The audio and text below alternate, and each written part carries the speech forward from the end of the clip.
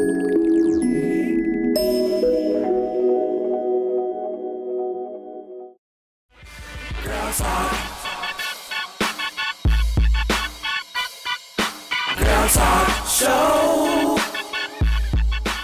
You grateful or grumbling? Amen. Quite often in life, we find ourselves in a place of complaint. We forget the mere fact that just the breath that we breathe is a blessing. Amen, someone. We set our alarm clocks at night. We set our timers on our TVs. We make plans 2 years ahead of time with the expectation, or more so the assumption, that we're going to be able to do all of these things. Right. Say, oh yeah, I'll see you next week. Yeah, we're going to go to the game. Yeah, we're going shopping on next Friday. Okay, well, we'll go to lunch next Wednesday. We already got it figured out. As if we know for a fact that we're going to make that day. But I'm here to tell you that the graveyard ain't full of folk for nothing. Somebody planned the lunch date and didn't make it. Just last night, somebody planned on being here today. Come on, someone. It don't necessarily mean they died, but they didn't make it. You can't always bank on the fact that you are going to be able to see tomorrow or deal with the things of next week, because God is ultimately the one that determines our future. Amen, someone. So this is why we ought to live a life of gratefulness opposed to a life of grumbling. Because gratefulness will allow us to excel into the greater things of God. But complaining and grumbling actually stagnates us. Amen, someone. Someone was fussing today about getting here. How many was fussing? All right, there's one. Somebody else be truthful. 2, 3, come on, 4. But the very fact of the matter is you made it, right?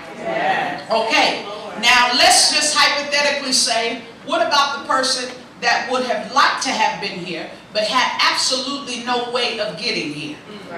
No ride, no money for public transportation, no friends, no associates that can pick them up, and they can't be here. And all they can probably do is watch it on YouTube when we upload it. Now, in that particular circumstance, you are in a better position, so to speak, than that particular person. So your complaint is actually null and void, because there's somebody worse off than you. Ooh, I wish I knew somebody that would catch it today. So the point of grumbling is what? Come on, somebody. It's insignificant, because in all of our situations, there is still someone worse off than you. This morning I woke up prepared to come here to minister to you all. And my daughter woke up with contusions all in her mouth out of nowhere. On the whole left side of her, inside of her mouth. Out of nowhere. I ain't talking about she went out and played soccer or any of that. Amen. And so right when I'm getting prepared to come here, my daughter has to be rushed to the emergency room. Yeah, I don't look like what I've been through. Amen, someone. She's all right. So thank you for your concerns. But the fact of the matter is, I was worse off than you. I got to come minister to you and still keep the peace of God in my mind, because I couldn't even go to the hospital with my daughter, because my obligation is to come and speak to God's people. I had to leave her with some people that I entrusted along with her father to be able to see about her, and still try and keep my mind on the Lord to get here to do God's business. Come on now. But we complain. Come on, somebody. And quite often, we want ministry, but we don't want all of what it takes to have an effective ministry. You got to know that anytime you're really walking in God's calling, attack's going to come. In order to have the oil, you got to put in some sacrifice. You got to be able to say, Lord, I trust you with my baby while I'm on this road driving to come and do your work. And not just say it, but really, really mean it. Come on, someone. And really trusting God as I'm driving down the road, when the enemy trying to make me think about 70 other different things that's going on. Come on, somebody. She had to be taken over to Children's Hospital. But you have to trust God. And And I said, well, Lord, if you've kept me this far, then I know you're going to keep me today. Come on, somebody. Now, I could have taken the devil's course, start acting a fool. Come on, somebody. Literal fool. Because I ain't forgot how to act a fool. I just choose not to act a fool because I'm sanctified. Come on, someone. Got in the mode of complaining. If it wasn't for having to do girl talk today, then I could have went to the hospital with my daughter. Come on, someone. But it's greater than that.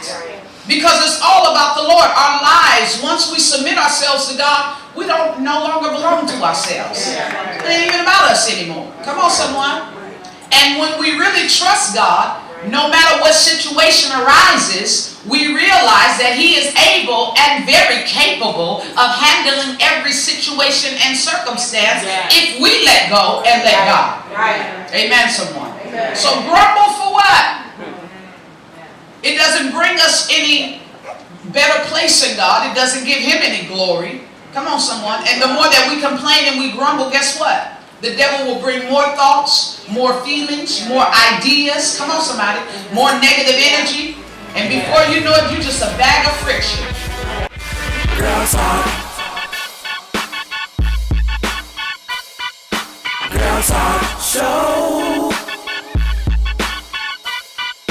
Girls talk. Girls talk. Girls talk show.